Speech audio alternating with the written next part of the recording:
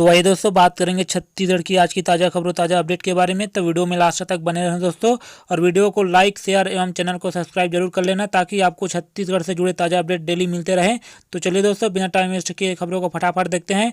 तो आज है 4 जुलाई 2020 शनिवार का दिन। तो आज की पहली बड़ी खबर है दोस्तों, लद्दाख में जवानों के बीच पहुंचे पीएम मोदी, बोले आत्मनिर्भर भारत का संकल्प आपके त्याग बलिदान के कारण और भी हुआ मजबूत। लेह, पीएम मोदी ने लेह में जवानों के बीच पहुंचकर एक बार फिर से सभी को हैरान कर दिया। पीएम ने इस दौरान अधिकारियों के साथ चर्चा की। पीएम के साथ ही सीडीएस विपिन रावत और सेना प्रमुख जनरल मनोज मुकुंद नरवणे भी मौजूद रहे। इस दौरान पीएम मोदी ने जवानों को संबोधित करके उनका उत्साहवर्धन किया। पीएम ने अपने संबोधन में जवानों को उनके द्वारा सीमा पर डटकर देश की सेवा के लिए नमन किया। इस दौरान उन्होंने गलवान घाटी शहीद जवानों का जिक्र भी किया और कहा कि ये उनके पराक्रम की पराकाष्ठा हैं। तो लद्दाख में स्थित निमू में सैनिकों को संबोधित करते हुए प्रधानमंत्री नरेंद्र मोदी ने कहा कि जवानों को संबोधित करते हुए कहा कि आप जो सेवा करते हैं उनका मुकाबला पूरे विश्व में कोई नहीं कर सकता। आपका साहस उस ऊंचाई से भी ऊंचा है जहां आप तैनात हैं। आपकी भुजाएं उन चट्टानों से भी मजबूत है। आज आपके बीच आकर मैं इसे महसूस कर रहा हूं। आगे बड़ी खबर है दोस्तों, सीजी बोर्ड, फेल हुए छात्रों के लिए अवसर, परीक्षा पास होने के लिए मिलेंगे 3 और मौके। तो रायपुर, छत्तीसगढ़ माध्यमिक शिक्षा मंडल की 10वीं और 12वीं की परीक्षा में असफल हुए छात्रों को पास होने के 3 मौके और मिलेंगे। इसके लिए बोर्ड की ओर से उन्हें अवसर परीक्षा में शामिल होने का मौका दिया जाएगा। इसमें फेल हुए छात्र छात्राओं के साथ ही पूरक और अनुपस्थित होने वाले को भी फायदा मिलेगा। 10वीं और 12वीं के परीक्षा परिणाम 23 जून को घोषित किए गए थे। 10वीं में 73.62% और 12वीं में 78.59% छात्र छात्राएं पास हुए। तो माध्यमिक शिक्षा मंडल सचिव वी के गोयल ने बताया कि जिन छात्र छात्राओं का परीक्षा परिणाम पूरक हैं वो तो परीक्षा देंगे ही। इसके साथ ही जो विद्यार्थी 2 से अधिक विषय में फेल हैं और जो परीक्षा ही नहीं दे सके यानी सभी पेपर में अनुपस्थित रहे हैं उनको भी 4 मौका मिलेगा। इसमें जो लोग सभी अभी एग्जाम दे चुके हैं ये पहला अवसर था। अब दूसरा पूरक परीक्षा, तीसरा आगामी सत्र में होने वाला बोर्ड एग्जाम और चौथा फिर से होने वाली पूरक परीक्षा में मिलेगा। साथ ही आगे अपडेट है दोस्तों, छत्तीसगढ़िया टैलेंट, तो भिलाई के सुमित ने बनाया चिंगारी ऐप। चाइनीज एप्लीकेशन के बैन होते ही मिले 1 करोड़ से ज़्यादा डाउनलोड। तो भिलाई के इंजीनियर सुमित घोष का बनाया हुआ चिंगारी ऐप इन दिनों प्ले स्टोरी में ट्रेंडिंग की आग लगाए हुए हैं। कुछ ही दिनों में इसे 1 करोड़ लोगों ने डाउनलोड कर लिया है। टिकटॉक समेत 59 चीनी ऐप को भारत सरकार ने बैन कर रखा है। अब टिकटॉक का बेस्ट रिप्लेसमेंट यह ऐप बन चुका है। टिकटॉक के जबरदस्त क्रेज की वजह से लोग शॉर्ट वीडियो बनाने के आदी हो चुके हैं। चाइनीज ऐप बंद हुआ तो यूजर्स इंडिया में बने ऐसे ही ऐप तलाशने लगे। 2 साल पहले तैयार किया गया चिंगारी ऐप अब अपनी पहचान बना रहा है। सुमित भिलाई की स्कूलिंग डीपीएस भिलाई से हुई। बीटीआई दुर्ग से इंजीनियरिंग पूरी करने के बाद टाटा कंसल्टेंसी में जॉब की। इसके बाद खुद की कंपनी शुरू की। 2018 में उन्होंने चिंगारी ऐप को तैयार किया। शुरू में कुछ खास रिस्पॉन्स नहीं मिला, मगर चाइनीज ऐप के बैन होते ही 1 करोड़ डाउनलोड के आंकड़े को यह ऐप पार कर चुका है। इसमें वीडियो के अलावा अन्य कई तरह के फीचर्स हैं। भारतीय यूजर्स को ध्यान में रखकर इस ऐप को तैयार किया गया है। आगे खबर है दोस्तों, रायगढ़, एटीएम में कैश लेकर आए वाहन पर फायरिंग, 13 लाख रुपए की लूट, एक शख्स की मौत। तो रायगढ़ शहर में दिन दहाड़े 13 लाख रुपए की लूट की घटना को कुछ बदमाशों ने अंजाम दिया। आरोपियों ने गोलियों भी चलाई। इसमें एक शख्स की मौत हो गई जबकि दूसरे को घायल अवस्था में अस्पताल ले जाया गया। घटना किरोड़ीमल इलाके के आजाद चौक की है। एटीएम में कैश लेकर आए वाहन पर बाइक सवार बदमाशों ने फायरिंग की। रकम लूटकर बदमाश फरार हो गए। अब घटना स्थल पर तनाव का माहौल है। पुलिस मीडिया लोगों की भीड़ से बौखलाई हुई है। जहां वारदात हुई उस इलाकों को सील किया जा रहा है। इस बड़ी वारदात के बाद मौके पर एसपी मौके पर पहुंचे। जिन्हें गोली लगी वो सुरक्षाकर्मी बताया जा रहे हैं। आरोपियों का हुलिया आसपास लगे सीसीटीवी कैमरे में कैद हुआ। इस आधार पर पुलिस उनकी तलाश की जा रही है। जिन जिले की सीमाओं को भी सील किया जा रहा है। किरोड़ीमल नगर के आजाद चौक पर एसबीआई का एटीएम बूथ है। शुक्रवार दोपहर करीब 2 बजे जहां कैश वैन एटीएम में पैसे डालने का काम करने के लिए पहुंची। एटीएम के अंदर यह प्रक्रिया जारी थी, तभी बाइक सवार हमलावर यहां पहुंचे। आरोपियों ने सफेद कपड़े से चेहरा ढक रखा था। बाइक रोकते ही इन्होंने फायरिंग शुरू कर दी। 6 गोलियां चलाई। कैश वैन के ड्राइवर अरविंद पटेल के सिर पर गोली मारी गई।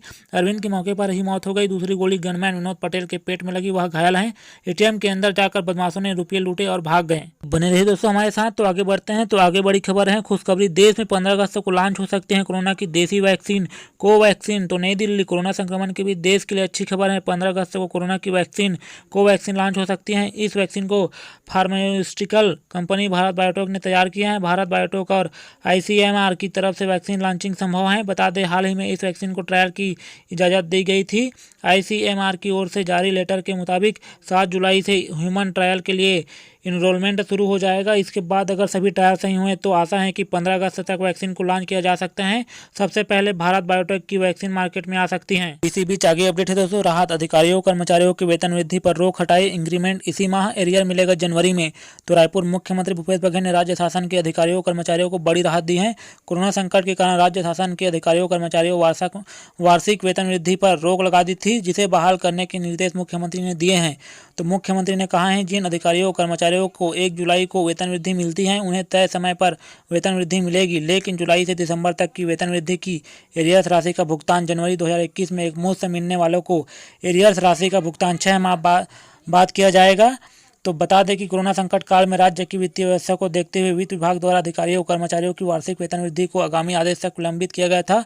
सीएम बघेल ने गुरुवार उनके निवास कार्यालय में छत्तीसगढ़ कर्मचारी अधिकारी फेडरेशन के प्रतिनिधिमंडल ने प्रांतीय संयोजक कमल वर्मा के नेतृत्व में अधिकारियों कर्मचारियों को निर्धारित तिथि पर वेतन वृद्धि देने का आग्रह किया। मुख्यमंत्री ने कर्मचारी संगठनों की इस आग्रह करने पर अपनी मांग पर सहानुभूतिपूर्वक विचार करते हुए वेतन वृद्धि निर्धारित तिथि पर ही देने और उसकी एरियर्स राशि का भुगतान 6 माह बाद अपनी सहमति प्रदान की है। बड़ी खबर है दोस्तों, मानसून ब्रेक, 4 दिन और गर्मी का करना होगा सामना, फिर सिस्टम सक्रिय होने में से जमकर होगी बारिश। तो रायपुर अषाढ़ में बारिश नहीं होने से लोगों को काफ़ी परेशानी झेलनी पड़ रही है। लोगों का उषम व गर्मी से जीना दुर्भर हो गया है। तो बारिश नहीं होने से किसानों के माथे पर चिंता की लकीरें दिखाई देने लगी हैं। इसके अलावा अभी लोगों को उषम व गर्मी से निजात नहीं मिलेगी। मानसून ब्रेक की वजह से अभी 2-4 दिन मौसम ऐसा ही रहेगा। हालांकि इस साल जून में पहले सप्ताह में कहीं कहीं झमाझम बारिश और कहीं बूंदाबांदी पड़ी है। मौसम ने दस्तक के साथ ही 2 दिन अच्छी बारिश हुई। इसके बाद से बारिश का पता नहीं चला है। इसके चलते कृषि कार्य प्रभावित हो गया है। किसान मानसून का बेसब्री से इंतजार कर रहे हैं। 1-2 दिन में अच्छी बारिश नहीं होने से स्थिति में किसानों को परेशानी और भी बढ़ा है। मानसून ब्रेक की स्थिति हो गई है, इसलिए अभी 2-4 दिन झमाझम बारिश की संभावना नहीं है। लोगों को उषम से भरी गर्मी से परेशान होना पड़ेगा। तो मौसम विज्ञानी एसपी चंद्रा ने कहा, मौसम मानसून ब्रेक की स्थिति हो गई है, इसलिए अभी 2-4 दिन तक बारिश की संभावना नहीं है। कहीं कहीं लोकल सिस्टम के कारण बारिश हो सकती है। इसके बाद मजबूत सब सक्रिय होने की संभावना है, फिर बारिश होगी। वहीं आगे खबर है दोस्तों, भारत में पिछले 24 घंटों में कोरोना के 20,903 नए मरीज, कुल आंकड़ा 6,25,000 के पार। तो नई दिल्ली, अमेरिका और ब्राजील के बाद भारत में कोरोना से संक्रमित मरीजों की संख्या दुनिया में सबसे ज़्यादा तेजी से बढ़ रही है। भारत में संक्रमित लोगों की कुल संख्या 6 लाख के पार पहुंच चुकी है। आज एक दिन में करीब 21,000 कोरोना के नए मरीज मिले हैं। केंद्रीय स्वास्थ्य एवं परिवार कल्याण मंत्रालय की ओर से जारी आंकड़े के मुताबिक पिछले 24 घंटों में 20,903 नए मामले सामने आए हैं, जबकि 369 लोगों की मौत हो गई है। 79 लोगों की मौत हो चुकी है। इसके बाद देश भर में कोरोना पॉजिटिव मामलों की कुल संख्या 6,25,544 हो गई है, जिसमें से 2,27,439 सक्रिय मामले हैं। राहत की बात यह है कि 3,79,892 लोग ठीक हो चुके हैं। वहीं अब तक 18,213 लोगों की मौत हो चुकी है।